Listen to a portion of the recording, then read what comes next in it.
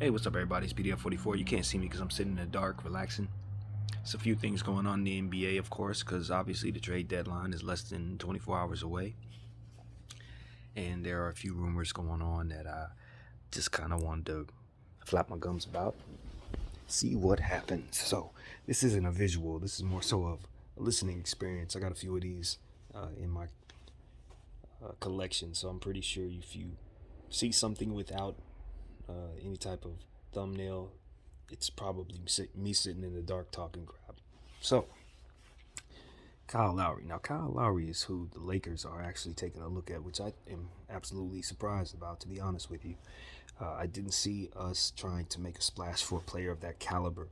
I figured he would probably be more likely to go to Philly or maybe even elsewhere, Clippers.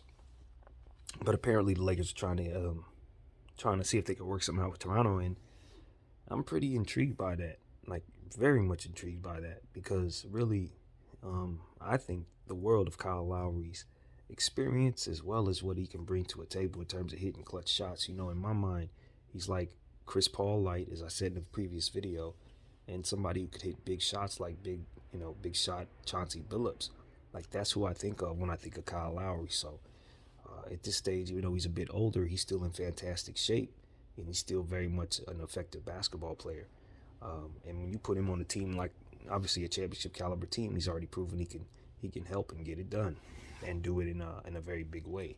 So you think about the type of things that LeBron James can work with, Anthony Davis can work with, the type of players that can help them win now, help them get through the next 15 games while those guys are out, kind of shoulder the load offensively. Kyle Lowry is very much a piece that we can use, and depending on the price tag, we can definitely find ourselves a much better team for dealing for him. Now, the thing about it is the price tag. Now, obviously, he's all-star caliber player, champion. You're gonna have to give up something for him. So Schroeder is a player that we really, really like, but we've offered him an extension, and it didn't suit his liking. So at this point, the Lakers are figuring they're probably going to lose him for nothing because he's looking for a long-term deal and deserves one. He's earned that in this league. So we're probably just going to cut bait right now.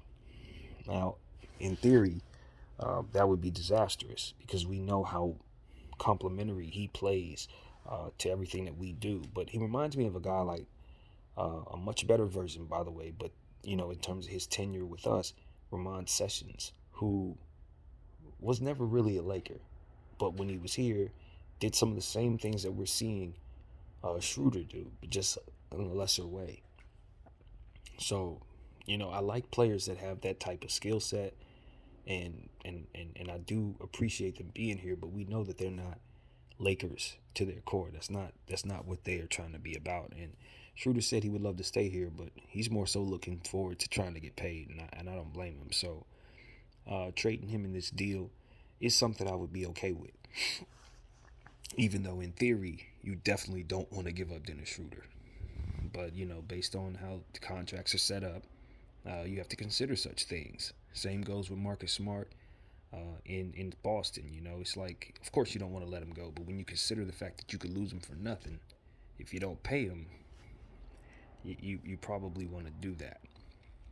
Now, another thing that's really intriguing about what's going on in Toronto is, from what I understand, Pascal Siakam and coach Nick Nurse had a falling out.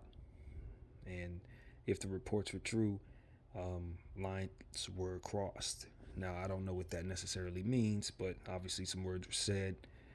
Who knows if that means this is going to be a cut bait situation with Pascal, but I know he's had a very bad season for his standards, and he's been, kind of going through the motions, and being that this team is rebuilding, cutting ties with certain players that they've had on their championship team, because it looks like they may trade Norman Powell as well. You may think that they consider Pascal Siakam as someone who could probably get them nice value, a good return, and in my mind, it wouldn't be a bad idea to just blow the entire thing up if you're the Toronto Raptors. Now, Pascal Siakam is a young player with all-star, caliber. He's an all-star caliber player, But the problem with Pascal Siakam is a lot of his moves haven't evolved. You know, he kind of does some of the same things. He's mechanical. And even though he's extremely effective when he's on, at times it seems as if, he's been figured out. And that's the issue with him. So at this point, you have to wonder what upside he actually has in terms of what you've already seen versus what he could become. And I think that's kind of made the price tag on him kind of go down and make his contract look a little less appealing to those who own it, who happen to be, of course, the Toronto Raptors, the team that drafted him. So at this point, moving him in that regard may make sense as well. So now the Lakers can't afford that. I'm not going to even pretend like we want to entertain that idea. But what I'm saying is he may be on the move and he may sway things himself. So pay attention to the Toronto Raptors as a whole. So that's one thing I'm looking at. Another thing, obviously, in regards to Los Angeles is the LA Clippers. They too need a point guard. They too are looking at Kyle Lowry and Lonzo Ball. So if the Clippers decide to improve on their team tomorrow and acquire a point guard, that would be something that I think could put them in a position to make themselves a much bigger threat in the championship conversation. So pay attention to them.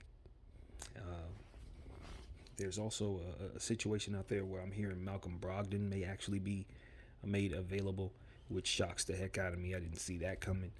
I don't know how much validity that has, but if he becomes available and is able to, find himself in another situation, depending on what that situation is, he too could change the way things look in the NBA. So it's a lot of movement that's possible. It's a lot of players that are in situations they would love to get out of, teams that want to get out from under certain contracts. This has turned out to be one of the more interesting trade deadlines in recent memory. Not because of the caliber of names necessarily, but just because of the possibilities of what's going on based on the way the season's structured. 72 games, the COVID stuff. Everybody's kind of trying to figure out if they can take advantage of the fact that LeBron James and Anthony Davis are down and KD is down and, Embiid is down. It's like everybody's injured. Basically, Steph Curry down. Like the whole league is pretty much looking at this situation as a chance to maybe sneak in and overachieve. And so if you're looking at like a team like Utah, it may be wise to make a move just to stay ahead of some of these other teams who are trying to get better. Phoenix, same thing. So you can see some changes in seeding. You can see some changes in roster. Guys you didn't think would wear different uniforms. Somebody like that may actually be traded tomorrow. I think we could see something that we're not expecting, just simply because of the value of certain players that may be on the move. What you would have to give up in order to get some of these guys back. You may see somebody move, you'd be like, what? That happened? A name that comes to mind for me is DeMar DeRozan. I think this San Antonio Spurs could do a lot with him. They could get a pick back for him. They could get back a player and a pick for him. And they do have Keldon Johnson. They do have Devin Vassell. They do have DeJounte Murray. They have a lot of young players that they could use and give those minutes to while still retaining his value in other areas that could more so complement that timeline. And a guy like DeMar DeRozan is more so win now. They're not winning right now, so I wouldn't be surprised to see him traded. Maybe even back to Toronto. These type of things are possible. And you look at it, it's like, well, maybe nothing happens at all. Maybe this is all just hyping us up. But when you consider the positioning that these teams are in, some of them need to make moves. That's what it really comes down to. Celtics need to make a move. I think the Lakers need to make a move. The Clippers probably need a point guard. So if nothing happens tomorrow, you're going to see opportunities missed. That's what we'll see for sure. All in all, I'm excited for the second half of the season, but it does have kind of a dark cloud over it because of all the injuries that have taken place to the caliber of players that have fallen. I hear Shai Gilgeous-Alexander is now possibly out with plantar fasciitis.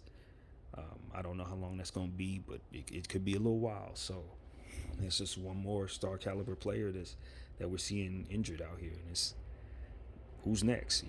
We're hopeful it's not anyone at all. So there it is, guys. That's what I got to say.